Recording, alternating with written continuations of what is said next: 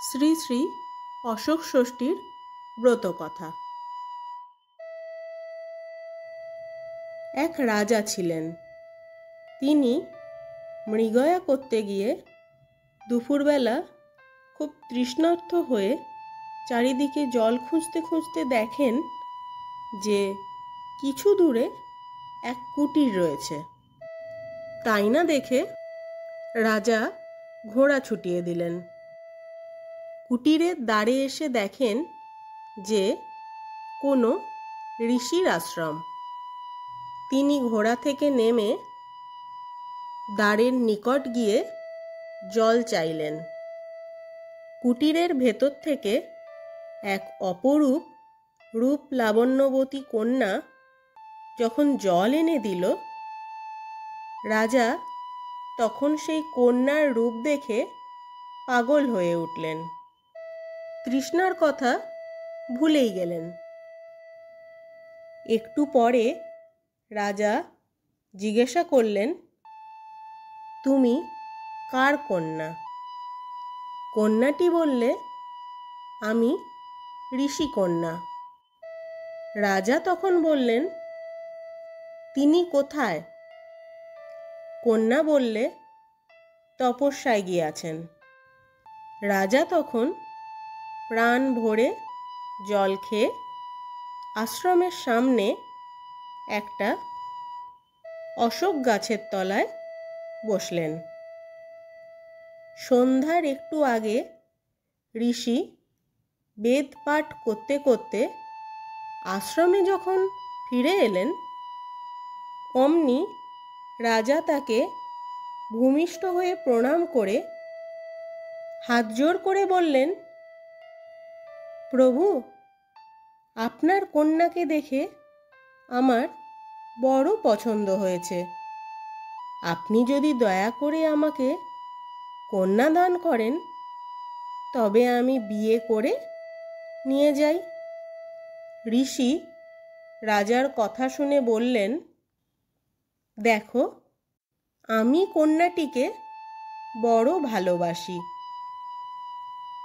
তুমি যদি ত্রিসত্য করো যে আমার অশোকার গর্ভে যে পুত্র হবে তাকেই রাজা করবে, তবেই আমি তোমাকে কন্যাদান করতে পারি। রাজা তখনই তরোয়াল ছুঁয়ে শপথ করে বললেন, আমি এই আপনার সাক্ষাতে ত্রিসত্য করছি যে আপনার কন্যার পুত্রকেই রাজ সিংহাসন দেব। ঋষি তখন অশোকা অশোকা বলে ডাকলেন। অশোকা তখনই এক মুখ হাসি নিয়ে রূপে আলো করে বাপের কাছে এসে দাঁড়ালো। ঋষি অশোকার হাত নিয়ে রাজার হাতে সঁপে দিয়ে বললেন, মা, আজ থেকে তুমি রাজার রানী হলে। কিন্তু রাজা রাজরাদের বিশ্বাস নেই। তুমি যাবার সময় অশোকের এই বিচিগুলো আঁচলে বেঁধে নিয়ে যাও। যাবার সময় রাজধানী পর্যন্ত দু হাতে পথের দুধারে ছড়াতে ছড়াতে যাবে। যদি কখনো রাজা তোমার অযত্ন করে বা কষ্ট দেয়, তবে এই বিচির যে গাছ হবে তার সার ধরে বরাবর আমার আশ্রমে চলে আসতে পারবে। এই বলে দুজনকে তিনি আশীর্বাদ করলেন। অশোকা আঁচলে করে বিচিগুলো নিয়ে রাজার সঙ্গে রাজবাড়ি গেল। আর যাবার সময় দু হাতে সেই বিচি রাস্তার দুধারে ছড়াতে ছড়াতে গেল। রাজপুরীতে খবর গেল রাজা বিয়ে করে নতুন রানী এনেছেন। শুনেই রাজার 7 রানী রাজা রানীকে বরণ করে ঘরে তুললেন। রাজা অশোকার জন্য একটা নতুন মহল করে দিলেন। সেদিন থেকে রাজা রাত দিন অশোকার মহলেই থাকতে লাগলেন। কিছুদিন পরে অশোকা গর্ভবতী হল। 7 রানী সে খবর পেলে। অমনি সবাই ঘন ঘন অশোকার মহলে আসতে লাগলো, তাকে ভালোবাসতে লাগলো। ক্রমে অশোকাকে আদর যত্নে ভুলিয়ে দিলে। 5 মাসে পঞ্চামৃত আর 9 মাসে সাধ হলো। 10 মাস 10 দিনে ব্যথা উঠল। রাজার কাছে খবর দেওয়া হলো। রাজবাড়িতে ধাইকে খবর দিয়ে আনানো হলো। ধাই এলো। তখন 7 রানী তাকে আড়ালে নিয়ে গিয়ে অনেক টাকার লোভ দেখিয়ে বললে, দেখো, যদি ছেলে হয় তবে তাকে লুকিয়ে একটা কাঠের পুতুল রাজাকে দেখাবে। ধাই টাকার লোভ সামলাতে পারলে না, কাজেই স্বীকার করলে। এদিকে যখন অশোকার ছেলে হবার মতো খুব জোরে ব্যথা উঠতে লাগলো,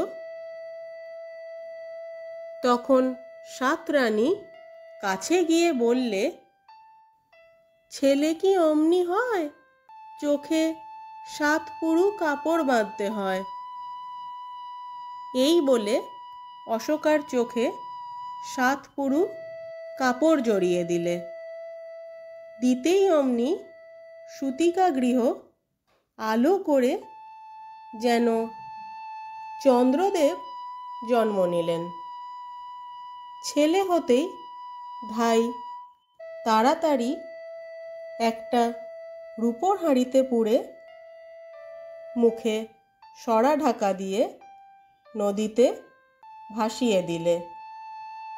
আর এদিকে একটা কাঠের পুতুলে রক্ত মাখিয়ে রাজাকে ধাই খবর দিল, মহারাজ, ছোট রানীমা একটা কাঠের পুতুল প্রসব করেছেন। শুনেই রাজার মনটা খুব খারাপ হয়ে গেল। কিছুদিন মনের দুঃখে রাজা আর অশোকার মহলে যান না। ক্রমে অশোকার মহলে আবার যেতে আরম্ভ করলেন। আবার অশোকা গর্ভবতী হল। রানীরা সব টের পেয়ে আবার আগের মতো যত্ন করতে লাগলো। প্রসবের সময় ধাইয়ের সঙ্গে আবার পরামর্শ করে 7 রানী টাকা দিয়ে সব ঠিক করলে।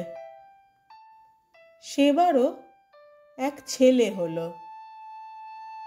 ধাই সেই রকম করে হাঁড়িতে পুরে মুখে সরা ঢাকা দিয়ে ভাসিয়ে দিলে।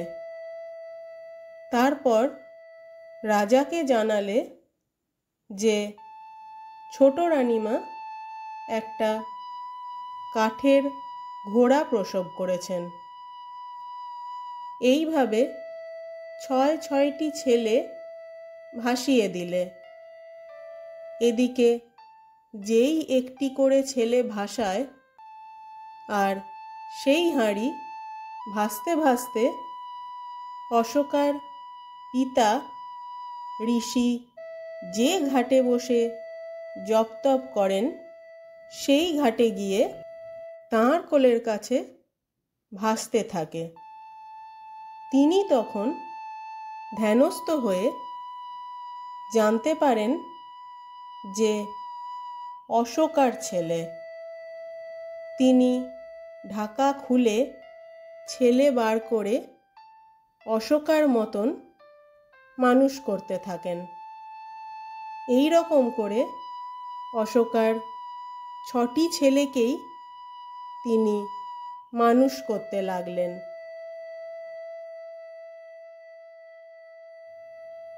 রাজার মন অশোকার ওপর বড়ই চটে গেল। অনেক দিন ধরে অশোকার মহলে আর গেলেন না। কিছুদিন পরে আবার যেতে লাগলেন।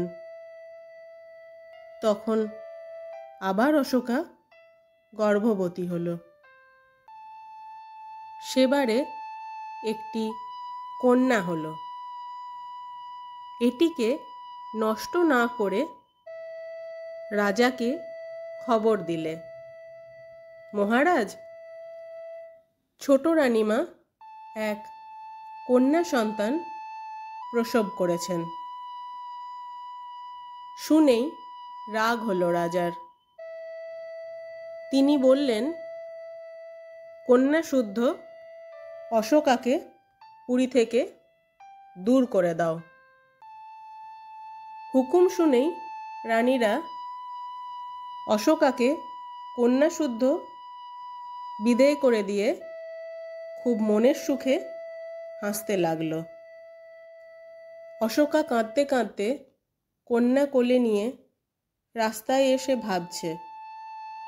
এমন সময় অশোক গাছের শাড়ি দেখে তার বাপের কথা মনে পড়ে গেল।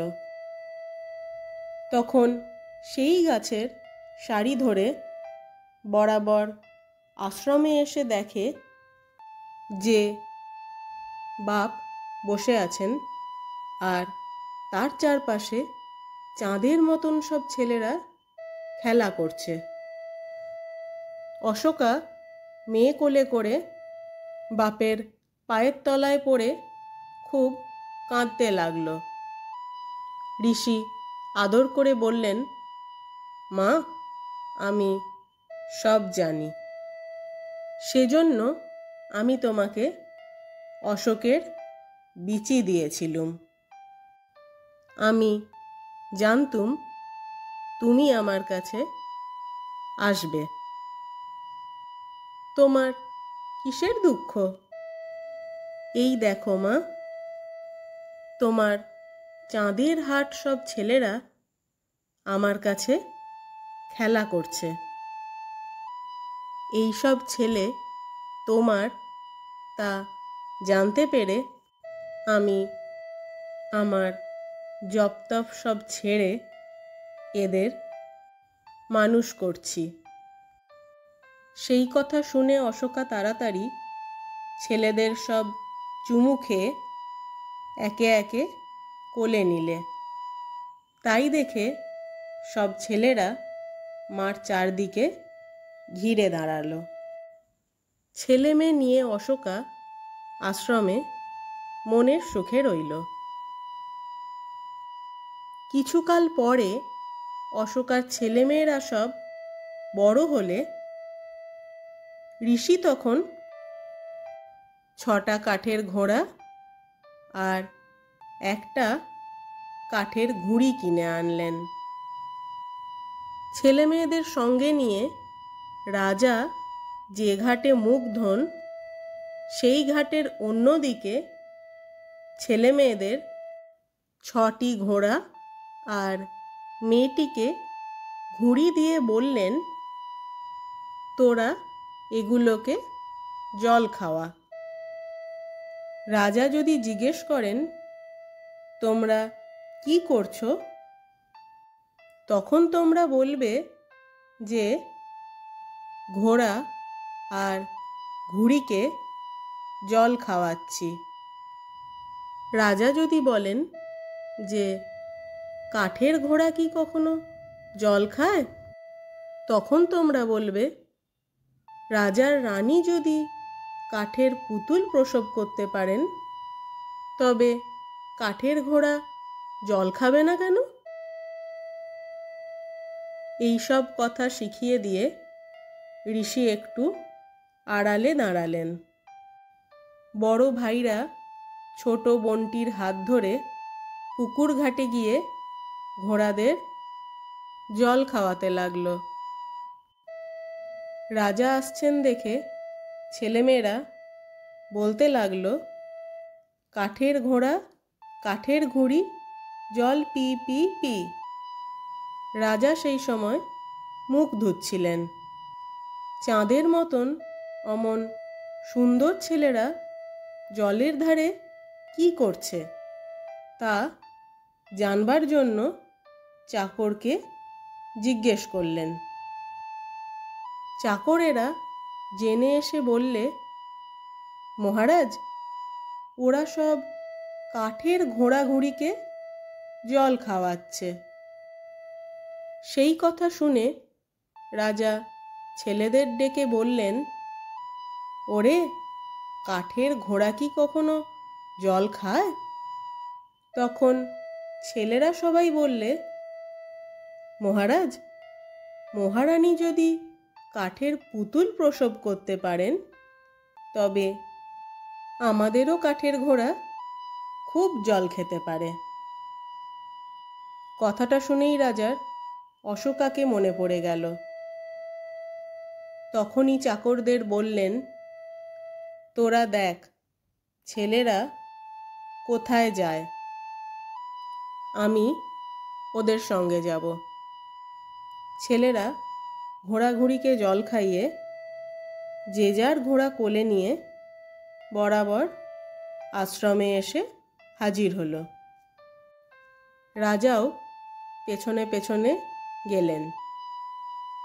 ছেলেমেয়েরা আসতেই অশোকা ছুটে গিয়ে তাদের আদর করে চুমু খেয়ে একে একে কোলে নিলেন। রাজা তাই দেখে আশ্চর্য হলেন। তখনই ছুটে গিয়ে আশ্রমে ঢুকলেন।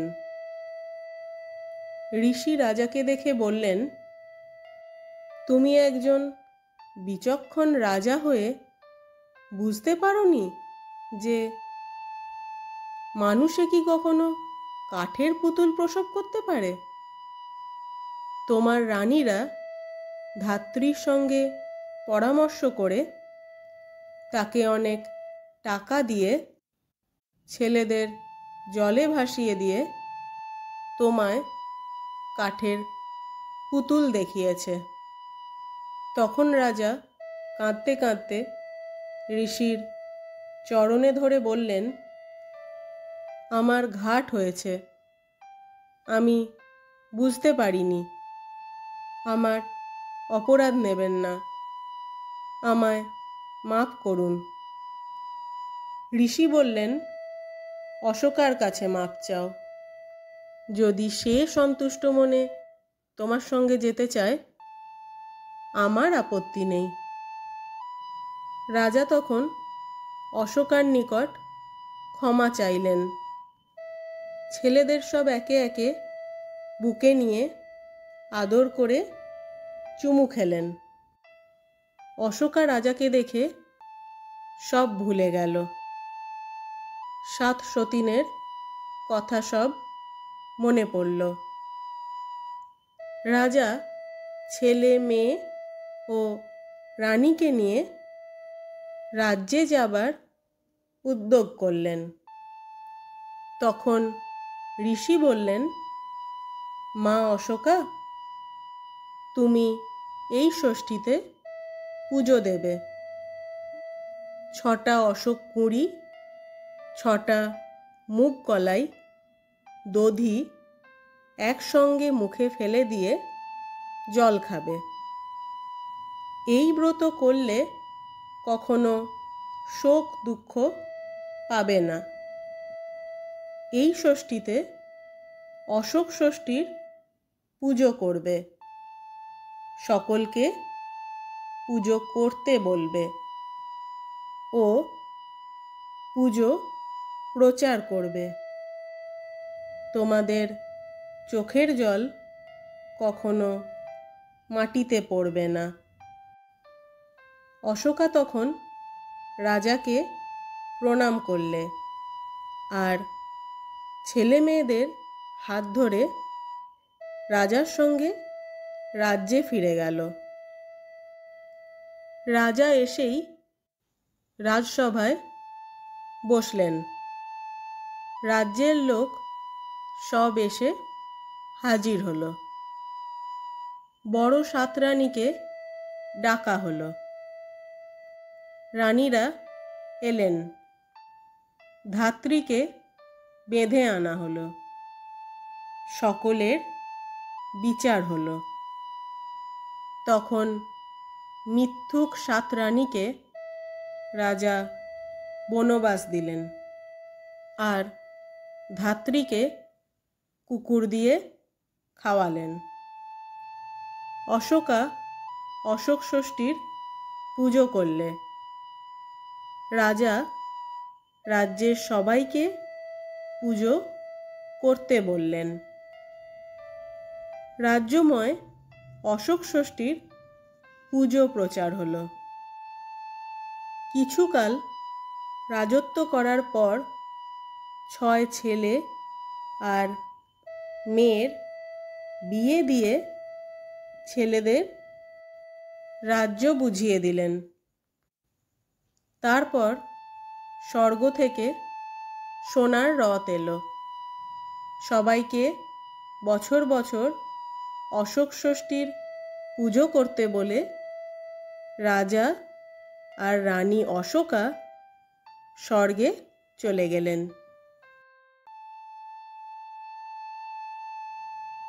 অশোক ষষ্ঠীর পুজোর বিধি। বাসন্তী পুজোর শুক্লপক্ষে যে ষষ্ঠী তাহাতে ইহার পুজো করিতে হয়। তিথি নক্ষত্র অনুযায়ী ইহা চৈত্র মাসেও হইতে পারে, আবার বৈশাখ মাসেও হইয়া থাকে। পুজোর শেষে কথা শুনিয়া 6টি অশোক কুঁড়ি, মুগ কলাই আর দধি একসঙ্গে করিয়া মুখে ফেলিয়া গিলিয়া খাইবে, দাঁতে যেন না ঠেকে। অশোক ষষ্ঠীর ব্রতফল। এই ব্রতানুষ্ঠান করিলে পুরুষ ও নারীর বিচ্ছেদ হয় না। পুত্র কন্যাদের জন্য কোনো শোকতাপ পায় না। অথ অশোক ষষ্ঠী ব্রত সমাপ্ত।